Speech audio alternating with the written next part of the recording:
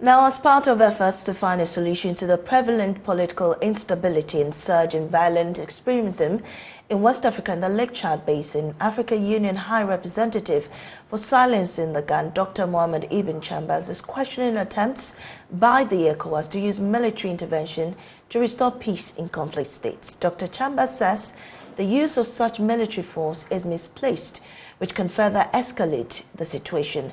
He's therefore calling on the regional leaders to focus their fight on terrorists and extremists. Dr. Ibn Chambas was speaking at the RECAP Regional Conference. My colleague Kwesi Adai has more. The United Nations reports that violent extremism and political instability cost African countries $97 billion each year, in addition to the loss of precious lives. In recent times, West Africa has become the epicenter of such conflict. To address the menace, the West African Network for Peace Building, in collaboration with other partners, are undertaking a project dubbed Research and Action for Peace Network, which aims to develop a framework to guide the management and prevention of such conflicts. The two-day conference has brought together security experts, diplomats, development partners, researchers, and civil society organizations to find feasible and sustainable ways to address the security situation in the sub-region. Addressing the gathering, Dr. Mohammed Ibn Chambas criticized attempts by ECOWAS to restore stability in conflict states through military intervention. The threat of military intervention should be taken off the table, as that will only escalate the dire security situation in the entire region.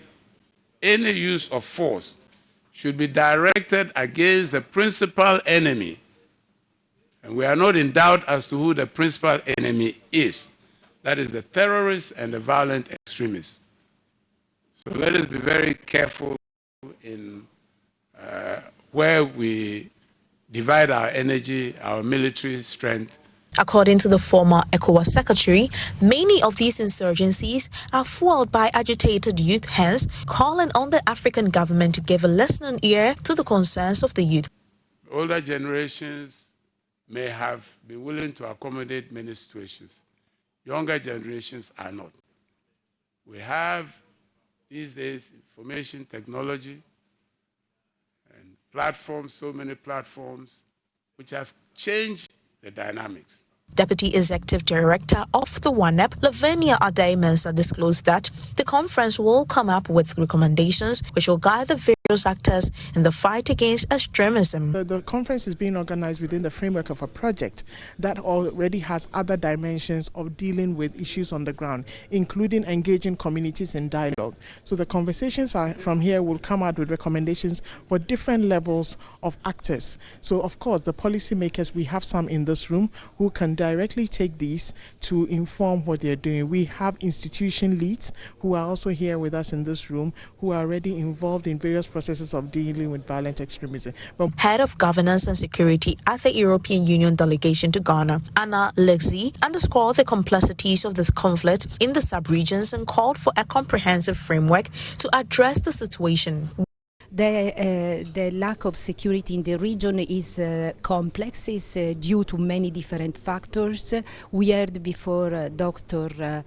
Mohammed Ibn Chambas recalling the main elements at the basis, so which goes from lack of trust in the states and in government apparatus up to the situation of poverty, deprivation, marginalization, taking into account also the ethnic components or the land dispute elements. So we recognize the complexities of the security situation in West Africa, and this is the reason why we are partnering with the different governments to intervene.